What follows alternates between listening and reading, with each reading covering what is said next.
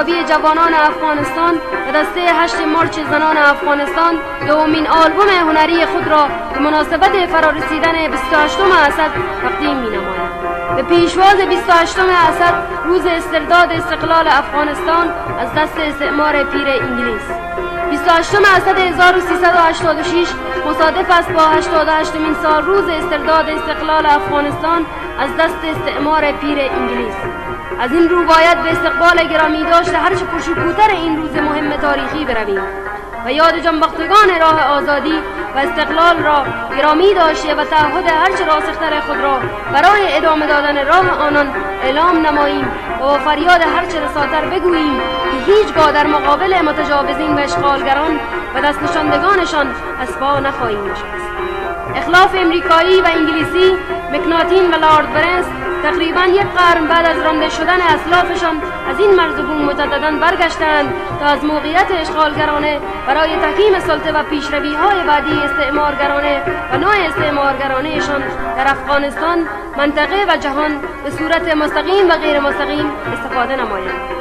بازسازی حالت مستعمراتی افغانستان نه تنها از این جهت که اجرای نقشه‌های بازسازی امپریالیستی و ارتجاعی در تمام عرصه‌های دیگر مشروط و متکی بر آن است، بلکه از این جهت در واقع به تحقق پیوسته و عملی گردیده است. نیز نقش عمده در مجموعه برنامه‌های بازسازی امپریالیست‌های متجاوز و اشغالگر را بر عهده دارد. در شرایطی که امپریالیست‌های اشغالگر امریکایی تجاوز نظامیشان را علیه خلق‌های جهان شدت می‌بخشند و رژیم‌های دست نشانده را به نام دموکراسی روی کار می‌آورند،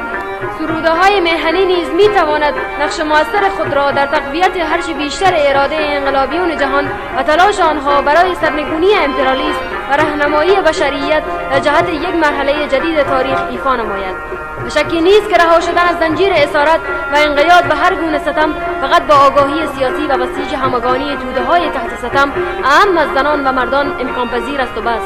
بدین اساس است که آلبوم دوم خود را به مناسبت فرارسیدن سال روز استرداد استقلال افغانستان و بازتاب شمه‌ای از احساسات قلبی میهن پرستان نسبت به کار و مبارزه دلاورانه جنبش انقلابی جوانان افغانستان و دسته 8 مارچ زنان افغانستان به مردم آزاده و مبارز تقدیم می‌داریم.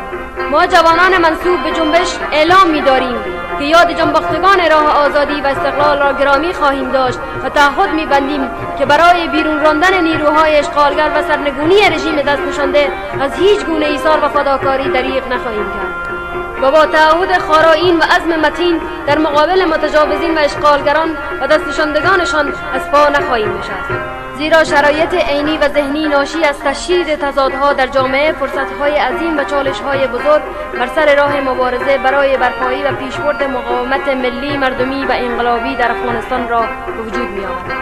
و اگر از این فرصت‌ها استفاده اعظمی و عمل نیاید، طبیعی است که چالش‌ها به خطرات بالفعل تبدیل خواهند شد. پس با توجه به رسالت تاریخی نیروهای انقلابی آگاه و با توجه به تعهد خارائین به منافع اولیای توده‌ها و کشور با تمام قوت و توان به